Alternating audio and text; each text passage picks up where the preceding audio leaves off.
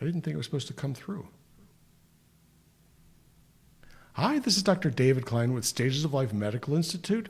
I'm going to do a little ditty here, a medical moment as it were, on taking temperatures. What is taking temperature all about? It's a funny sort of thing. It's called a vital sign. And it used to be done very routinely when you went into the doctor's office. Now, they ask you if you have a fever and they write afebrile on the chart. The temperature is very, very important to you, but it is a lost art. It is one of those sorts of things that just doesn't seem to be done too much anymore. Why? Because the doctors and the nurses don't want to touch you. All right, that's really what it boils down to. They want to roll you through. With telemedicine, yeah, how are we going to get that? So we ask our patients to take their own temperature.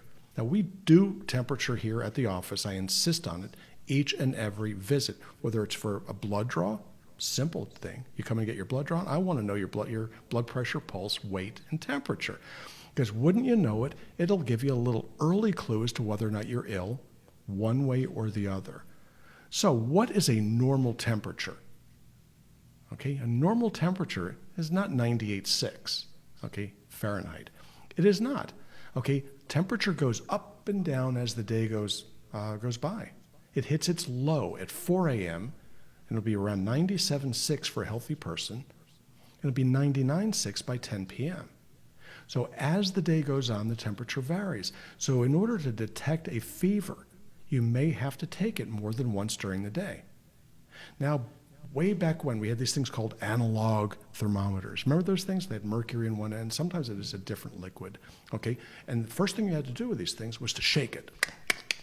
Why? That would be to chase the liquid down into the reservoir, and then you pop it in your mouth or elsewhere, depending upon the circumstance, and you wait 2 to 3 minutes. The liquid expands due to the temperature, and you would read it against the little piece of glass. Okay, a lot of people couldn't figure out that you had to twist it and turn it in order to see it because they were triangular in shape, so it would magnify it so people like me could read it. So learning to use a thermometer used to be taught in nursing schools. Yeah, in medical school, we were expected to know how to do it, and they should have taught us because the nurses, when we got to the hospital, had to teach us how to do it. So these are the sorts of things you need to have at your house. So having a thermometer at home is a really good idea. Would I get a mercury thermometer? And the answer is no. Why? Because if you drop it in your carpet, you drop it in your bathroom, you have a mercury issue in your house because you can never get it out. Okay, that's a real problem. So buy yourself one of these Braun, I like Braun. It's a very, very good company for these electronic temperature probes. You pop it in your ear, you wait 30 seconds, and it tells you what your temperature is doing. And you do this for the people around your house, those around you. Now, are these infrared, no-touch ones any good? They're good for mass screenings, but they're not very accurate. None of these are all that good on the extremes of temperature.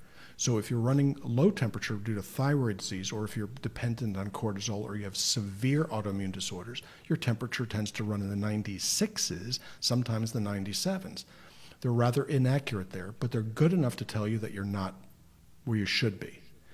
On the hot side, it's very much the same thing. If you do one of these forehead scanners for children, they're not nearly as accurate, as it were, as the ones you stick in the ear. But if you've got a screaming kid with an ear infection, you try to stick something in their ear, it isn't going to work so well.